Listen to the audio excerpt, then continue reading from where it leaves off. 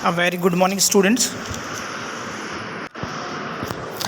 कल हम financial management में स्टेटमेंट एनालिसिस पर रीड कर रहे थे और ये बता रहे थे कि स्टेटमेंट जो होते हैं फाइनेंशियल स्टेटमेंट बेसिकली वो आपके दो तरह से होते हैं। एक तो बैलेंस शीट था और दूसरा आपका प्रॉफिट एंड लॉस अकाउंट। फिर उसके बाद आया था कि बैलेंस शीट और प्रॉफिट एंड लॉस अकाउंट को किस तरीके से एनालिसिस करें। एनालिसिस करने से फ़ायदा ये होता है कि जो आपकी बैलेंस शीट है उसका इंटरप्रिटेशन हो जाता है और उसका समराइजेशन हो जाता है। यानी हम बात कर रहे हैं कि अगर आप बैलेंस शीट इतनी बड़ी है और बहुत सारे एक फ़र्म के अंदर बहुत सारे फाइनेंशियल ट्रांजेक्शन्स होते हैं, उन सब फाइनेंशियल ट्रांजेक्शन्स को हम सॉर्टिंग करके कंप्राइज करके हम फाइनल अकाउंट बनाते हैं जिसमें बैलेंस शीट और profit and loss account main होते हैं। अब हम बात कर रहे थे कि लास्ट में मैंने जब पिछले वाली स्लाइड हम पढ़ रहे थे तो उसमें बताया था कि फाइनेंशियल जो स्टेटमेंट होता है उसका एनालिसिस करना बहुत आवश्यक होता है। एनालिसिस करने के लिए वहाँ पर हमने कुछ टेक्निक्स के बारे में पढ़ा था। वो टेक्निक्स थी जैसे आपकी रेशियो एनालिसिस था, कैश फ्लो स्टेटमेंट था, फंड फ्लो स्टेटमेंट था और मैनेजमेंट ऑफ इन्वेंट्री था, मैनेजमेंट ऑफ रिसीवेबल्स था, डिविडेंड पॉलिसी। ये जितने भी ये जो चैप्टर्स हैं या जो भी मैं मेथड्स के नाम ले रहा हूँ, ये सारे मेथड्स बैलेंस शीट और प्रॉफिट एंड लॉस अकाउंट के स्टेटमेंट को एनालिसिस करने का मेथड है। एनालिसिस करने से फ़ायदा ये होता है कि जो फाइनेंशियल असिस्टेंस है वो हमें प्राप्त होती है कि स्टेटमेंट जब उसका एनालिसिस करते हैं तो इन्वेस्टर्स को फ़ायदा होता है, गवर्नमेंट को फ़ायदा होता है, मैनेजमेंट को फ़ायदा होता है कि इन्वेस्टर्स के लिए ये फ़ायदा है कि कंपनी की उसे प्रॉफिटेबल कंडीशन की जानकारी मिलती है और वो इन्वेस्टमेंट करता है। गवर्नमेंट को प्लानिंग करने में फ़ायदा मिलता है स्टेटमेंट से। इसी प्रकार जो मैनेजमेंट होता है और मैनेजर्स होते हैं उनको ये पता चलता है कि फोरकास्टिंग मेथड यूज़ अप्लाई करने में बड़ा फ़ायदा मिलता है कि भविष्य में किसी प्रकार से अगर पिछले वर्षों में लॉस है तो उसके रीज़न्स क्या हैं और उसको कैसे हम अचीव कर सकते हैं और उसको चेंज कर सकते हैं प्रॉफिट के अंदर। तो इस प्रकार से कई बेनिफिट्स के बारे में हमने उस स्लाइड्स में चर्चा की थी। आज हम उन्हीं फाइनेंशियल स्टेटमेंट्स के कुछ प्रैक्टिकल्स को स्टार्ट करने जा रहे हैं। उन प्रैक्टिकल्स में सबसे पहला जो हम चैप्टर स्टार्ट करेंगे वो है रेशियो एनालिसिस। देखिए रेशियो एनालिसिस बहुत एक इम्पॉर्टेंट चैप्टर है और इसमें से आपके जो क्वेश्चंस होते हैं वो मेनली क्वेश्चंस इसमें से आते भी हैं। फाइनेंशियल स्टेटमेंट को एनालिसिस करने का सबसे अच्छा जो तरीका है वो रेशियो एनालिसिस है। आप देखिए कि हमारी जो बुक है उसमें जो रेशियोज़ मिलेंगे करीबन 30 to 35 के बीच में होंगे, लेकिन प्रोफेसर एलेक्जेंड्रा वाला ने 419 रेशियोज़ को प्रतिपादित किया था। तो हम जो इस स्लाइड्स में जो पढ़ रहे हैं वो रेशियो एनालिसिस, उसके ऑब्जेक्टिव्स और उसके क्लासिफिकेशन पर हम चर्चा करेंगे। सबसे पहली बात तो ये कि रेशियो एनालिसिस जो फाइनेंशियल स्टेटमेंट को एनालिसिस करने के लिए बनाया वो होता क्या है। देखिए जो मॉडर्न टाइम है इसमें जितनी भी बिज़नेस फर्म्स हैं वो सारी अपने फाइनेंशियल स्टेटमेंट्स को एनालिसिस और इंटरप्रेट करने में रेशियो एनालिसिस को यूज़ करती है। और रेशियो एनालिसिस को अगर हम सिंपल वर्ड्स में कहें तो वो है it shows the relationship between two mathematical figures. यानी अनुपात जो होते हैं, जो रेशियोज़ होते हैं वो दो संख्याओं के मध्य गणितीय संबंध है, गणितीय संबंध। और देखिए गणितीय संबंध के बाद आप उसको यूज़ कैसे करते हैं और उसका इंटरप्रिटेशन बहुत ज़रूरी है। इससे रिलेटेड मैं आपको एक बात और बता देता हूँ कि इसी रेशियो एनालिसिस की टेक्निक से अलेक्जेंडर वॉल ने 1919 में जो भी चालू अनुपात यानी करंट रेशियो पॉलिसी बनाई थी और उस करंट रेशियो पॉलिसी के आधार पर बैंकों की क्रिटिक्स की थी। आप देखिए कि उन्होंने 1919 के अंदर जो स्टेटमेंट है उसको रीड करने के लिए करंट रेशियो पॉलिसी बनाई और पॉलिसी बनाने के बाद उन्होंने कंपनी यानी जो बैंक था उस बैंक की क्रिटिक्स की थी। तो आप सोच सकते हैं कि ये कितना महत्वपूर्ण है।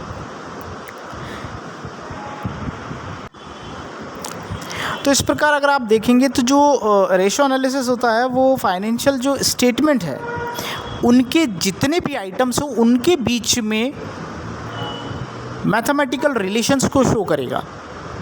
जब हम अपनी बैलेंस शीट होती है और बैलेंस शीट और प्रॉफिट एंड लॉस अकाउंट होता है, प्रॉफिट एंड लॉस अकाउंट और बैलेंस शीट में जितने भी आइटम्स होते हैं उनके बीच में रेशियो एनालिसिस इंटरप्रिटेट और एनालिसिस करने के लिए मैथमेटिकल रिलेशंस को बनाता है।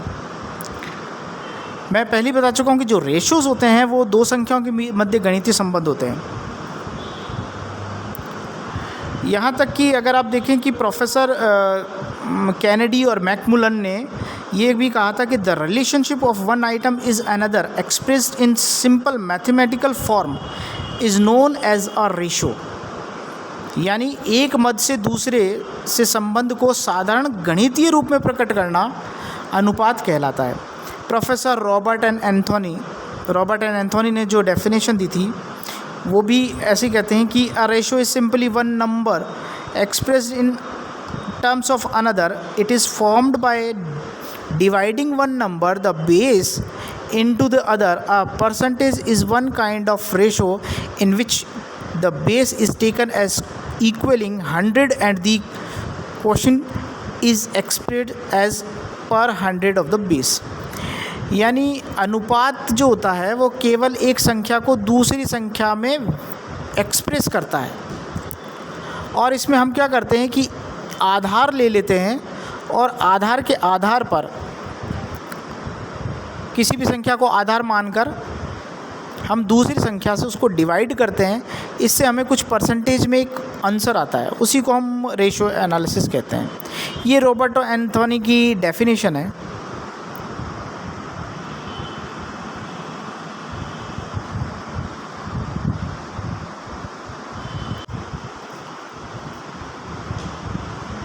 यदि अगर आप कुल मिलाकर देखेंगे प्रोफेसर हेल्बर्ट की भी डेफिनेशन आपके सामने है।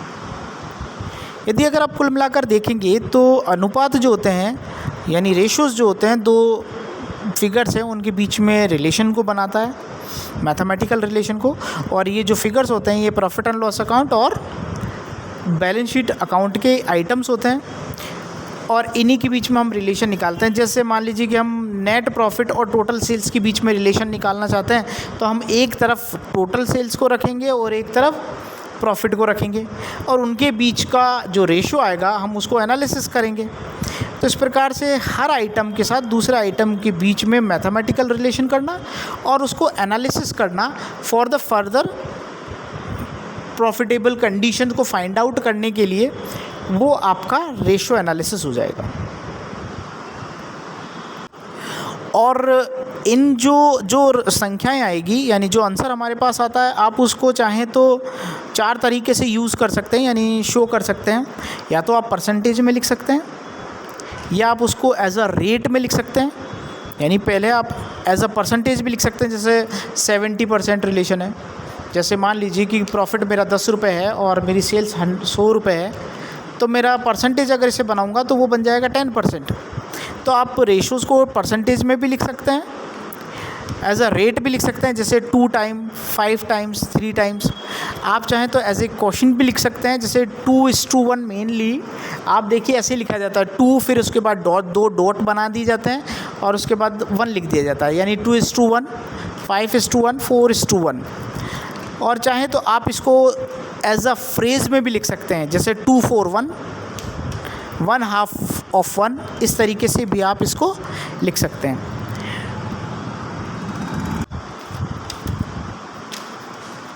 अब हम आगे बात करते हैं objectives and utility of ratio analysis की आखिर हम ये रेशियो एनालिसिस को अगर फाइनेंशियल स्टेटमेंट पर अप्लाई कर रहे हैं तो उसके बेनिफिट्स क्या होंगे और उसके ऑब्जेक्टिव्स क्या होंगे। सबसे पहला जो है वो है एक्सप्रेसिंग ट्रेंड्स। देखिए, जो प्रॉफिट एंड लॉस अकाउंट होता है, बैलेंस शीट होती है, ये साल दर साल, ईयर टू ईयर ये चलते रहते हैं। हर साल बनाया जाता है, जैसे आप 31 दिसंबर को बनाते हैं, 31 मार्च को भी बनाते हैं। तो जब आप बनाते हैं तो उसमें पिछले जो पास्ट में आपने जितने भी प्रॉफिट एंड लॉस हुए हैं उसमें आप प्रॉफिट एंड लॉस अकाउंट में आप चेक करते हैं कि कॉस्ट कितनी हुई, सेल्स कितना हुआ, प्रॉफिट कितना है। ये सब आप उस पर ध्यान दे सकते हैं क्योंकि आपने पहले उन पर काम किया हुआ और आपने भूतकाल में यानी पास्ट टाइम में उसको बनाया हुआ है। तो भविष्य में अगर आपको इन फ्यूचर अगर आपको बनाना है तो आपको एक ट्रेंड का पता चल जाता है कि हमारे बिज़नेस में, ये इन्वेस्टर्स को भी पता चल जाता है कि ये इसमें लॉस हाथ आता जा रहा है। अगर हर साल का उसके पास प्रॉफिट और लॉस अकाउंट होगा तो हर कोई पता कर लेगा कि प्रॉफिट की रेशो दर क्या है, घट रही है, डिमिनिशिंग है या इंक्रीजिंग ट्रेंड है। तो हमें इससे क्या होता है कि एक्सप्रेसिंग ट्रेंड, हर चीज़ का, सेल्स का, कॉस्ट का, सबका ट्रेंड पता चल जाता है। सेकंड है शोविंग चेंजेस। शोविंग चेंजेस का मतलब है कि जो फाइनेंशियल एक्टिविटीज़ होती है उसमें भी अगर कोई चेंजेस होते हैं तो हम रेशियो एनालिसिस से हमें वो पता चल जाता है। फिर है सेटिंग स्टैंडर्ड्स। जब देखिए स्टैंडर्ड्स, यदि कंपनी की प्रॉफिटेबल कंडीशन है और वो आपके रेशियो एनालिसिस से शो हो रही है तो इस कंडीशन में आपका एक ट्रेंड यानी सेटिंग स्टैंडर्ड सेट हो जाता है। इसीलिए ये जो रेशियो एनालिसिस है ये बजट कंट्रोल और स्टैंडर्ड कॉस्टिंग दोनों में बहुत इम्पोर्टेंट माना जाता है। इसके बाद हमारा फोर्थ जो ऑब्जेक्टिव होगा वो है इफ़ेक्टिव कंट्रोल। हमें जब बैलेंस शीट और प्रॉफिट एंड लॉस अकाउंट पर रेशियो एनालिसिस अप्लाई करने से हमें जो आंसर मिलते हैं उसके आधार पर हम on the basis of that result हम कार्य परिणाम, लागतों पर उचित नियंत्रण कर सकते हैं, यानी कॉस्ट को इफ़ेक्टिव कर सकते हैं, हम चेंजेस कर सकते हैं अपने प्रोडक्शन और कैपेसिटी, इन सब में। Comparing efficiency. देखिए, एफिशिएंसी को कंपेयर करने में भी रेशियो एनालिसिस का बड़ा योगदान होता है। यानी अगर आप किसी लेखा अवधि यानी अकाउंटिंग पीरियड में चेंजेस को देख रहे हैं तो उस चेंजेस के आधार पर आप दो अकाउंटिंग पीरियड के बीच में रेशियो एनालिसिस के द्वारा आप वर्किंग एफिशिएंसी को पता कर सकते हैं। मेंटेनिंग यूनिफॉर्मिटी, ठीक है। फिर इसके बाद मेजरिंग एफिशिएंसी हो गया। Knowledge of liquidity, ratio analysis में नॉलेज ऑफ लिक्विडिटी। देखिए, जब आप फर्स्ट ईयर में होंगे तो आपने एक चैप्टर पढ़ा होगा जिसमें कीन्स की थ्योरी थी, जिसमें कीन्स की थ्योरी में लिक्विडिटी प्रेफरेंस था। लिक्विडिटी प्रेफरेंस का मतलब है कि यदि संस्था के पास कोई रेस्पॉन्सिबिलिटी या लाइबिलिटीज़ हो और वो तुरंत पे करनी हो तो संस्था के पास यानी फर्म के पास एट द सेम टाइम जब लाइबिलिटीज़ को पे करना है तो उसके पास कैश कितना है, क्या वो उसको पे कर पाता है या नहीं कर पाता है, ये बहुत बड़ा इशू होता है। इसे हम लिक्विडिटी बोलते हैं। तो नॉलेज ऑफ लिक्विडिटी, हमें जब हम बैलेंस शीट देखते हैं तो बैलेंस शीट में हमें करंट एसेट्स में कैश, डेटा, बैंक वगैरह का पता चल जाता है। इससे हमें नॉलेज ऑफ लिक्विडिटी का भी पता चल जाता है। इसके बाद है knowledge of long term solvency. Long term solvency का मतलब ये हो गया कि एक कंडीशन होती है जिसको हम बोलते हैं बैंकरप्ट। बैंकरप्ट यानी आपने पढ़ा होगा दिवालिया होना। तो वो बैंकरप्ट होने से आशय ये होता है कि यदि कंपनी के पास लाइबिलिटीज़ ज़्यादा है लॉन्ग रन में और उसके पास एसेट्स नहीं है जिससे कि वो लाइबिलिटीज़ को पे कर सके, तो ऐसी कंडीशन में सॉल्वेंट होने की संभावना होती है। तो हमें या जो इन्वेस्टर्स होता है उसको सॉल्वेंसी का पता चल जाता है कि कंपनी की एसेट्स कितनी है और उसकी लाइबिलिटीज़ कितनी है। इंटरफर्म कंपैरिजन भी हम रेशियो एनालिसिस के द्वारा कर सकते हैं। अब हम बात करें क्लासिफिकेशन ऑफ रेशियोज़। जब हम अपनी बुक में रेशियो एनालिसिस के बारे में पढ़ेंगे तो वहाँ पर रेशोज़ बहुत सारे दिए होंगे, लेकिन उन सारे रेशोज़ को हमने 4 भागों में स्पेशली बांटा है। लेकिन क्लासिफिकेशन ऑफ रेशोज़ में अगर आप देखें तो 3 तरह के रेशोज़ बताए गए हैं। पहला है balance sheet ratios. Balance sheet ratio में जैसे वो रेशोज़ आते हैं जो बैलेंस शीट से रिलेटेड है, जैसे current ratio, quick ratio, proprietary ratio. मैं इनके बारे में आगे जब हम पढ़ेंगे तो हम बता देंगे कि करंट रेशो, प्रोप्राइटरी रेशो ये क्या होते हैं। इसके बाद है profit and loss account ratio. Profit and loss account से रिलेटेड जो रेशोज़ हैं, जैसे ऑपरेटिंग रेशो है, ग्रॉस प्रॉफिट रेशो है, इनके बारे में पढ़ेंगे। फिर तीसरा होता है कंबाइंड रेशो। कंबाइंड रेशो जैसे जो प्रॉफिट एंड लॉस अकाउंट और बैलेंस शीट दोनों से मिलकर बनेंगे, जैसे pay out ratio, earning per ratio कि अर्निंग कितनी हुई, शेयर्स कितने थे, sales to working capital ratio कि सेल्स कितनी है, और प्रॉफिट कितना। तो ये कुछ हमने इसको 3 भागों में बांटा। लेकिन जब हम बुक को रीड करेंगे तो मेनली हम रेशोज़ को इन प्रैक्टिकल सॉल्यूशन में हम 4 भागों में बांटेंगे। पहला liquidity ratio. Liquidity ratio, these ratio shows a company's ability to meet its short term financial obligation like current ratio and quick ratio. Liquidity का मतलब मैं आपको पहले ही बता चुका हूँ कि अगर कंपनी के पास कोई लाइबिलिटीज़ आ जाए, ऑब्लिगेशंस आ जाएँ, तो उसको दूर करने के लिए, लाइबिलिटीज़ को पे करने के लिए कंपनी के पास कितना पैसा है, ये हमें जो बताएगा वो लिक्विडिटी रेशो है। Now activity ratio, these ratio shows the efficiency of a company is using assets to generate sales. कि एक्टिविटी रेशो कंपनी की एफिशिएंसी का पता करने के लिए होता है कि सेल्स को जनरेट करने के लिए उन्होंने क्या किया है, जिसमें टर्नओवर टू फिक्स रेशो है, turnover of working capital ratio है, ये सब हम इसमें पढ़ेंगे। इसके बाद है लिवरेज। देखिए जो लिवरेज वर्ड होता है ना, ये बड़ा इम्पॉर्टेंट वर्ड होता है। कई कंपनियों के आगे लिखा होता है लिवर्ड फर्म, है ना। चलिए खैर हम इस चीज़ को बाद में अगले वाले चैप्टर में क्लियर करेंगे। Leverage firm, these ratio measure the extent to which the company has been financed by short term and long term debt obligation like debt equity ratio. Leverage ratio आपकी एसेट्स और liabilities के बीच के relation को बताती है कि आपकी assets और लाइबिलिटीज़ में क्या रिलेशंस हैं, उसको आप लीवरेज रेशियो से पता करेंगे। प्रॉफिटेबिलिटी रेशियो, नाम से ही पता चल रहा है, profitability, it shows the profitability of the company.